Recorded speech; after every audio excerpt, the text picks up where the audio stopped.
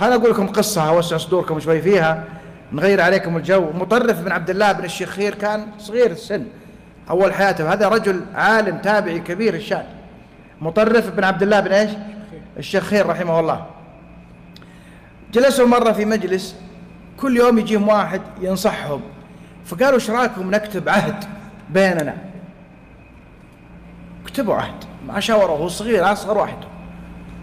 قالوا الله ربنا والقرآن كتابنا ومحمد صلى الله عليه وسلم إمامنا والصلاة كذا والصوم كذا و كتبوا أشياء، ثم كتبوا فيها ومن كان معنا، هذه بداية التحزب، ومن كان معنا كنا معه كنا له، ومن لم يكن معنا كنا عليه وكنا ضده، أو نحو هذه العبارة. فمشوا على كبار السن، أقررت يعني وقعت، بصمت، أقررت، قال أقررت، أقررت، قال أقررت، قال أقررت، أقررت، 30 واحد، لين وصلوا عند هذا الرجل الصغير الغلام المبارك مطرف بن عبد الله بن الشخير. يوم وصلوا عنده قال أقررت؟ قال إن الله قد أخذ علي عهدا في كتابه فلن أحدث عهدا سوى ما في كتاب الله. فتأثروا بهالكلمة كلهم وتركوا هالفكرة هذه وتركوا التحزب بسبب هذا الولد المبارك.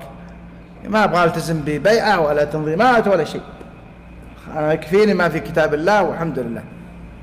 وجاءه مرة الخوارج، هذه قصة ثانية له نفسه مطرف، يوم كبر هو عابد شديد العبادة رحمه الله، جو عنده في المسجد امشي معنا الخروج الحق، نخرج على الظلمة فعلوا ومنكرات، اخرج معنا. قال يا هؤلاء، شوف الآن يخاطب ايش؟ طابع الوجدان فيهم، لعل الله يهدي من يشاء.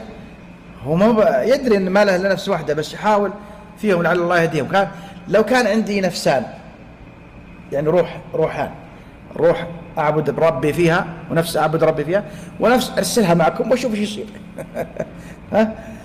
إن راحت النفس ذيك وقتلت، ولا عندي نفس ايش؟ أستمر في العبادة. أما ما عندي إلا نفس واحدة وأروح أغرر بها معكم، والله ما أرضى أن يغرر بنفسي معكم. ايش رأيكم كلامه؟ كلام حكيم ولا لا؟ حكيم جدا. حين شو اللي ضربوا الشباب جوهم بهذا الاسلوب هذا ولعبوا عليهم. فلو كان عندهم نفس التفكير اللي عند مطرف، كيف اروح مع ناس ما ادري وش هم؟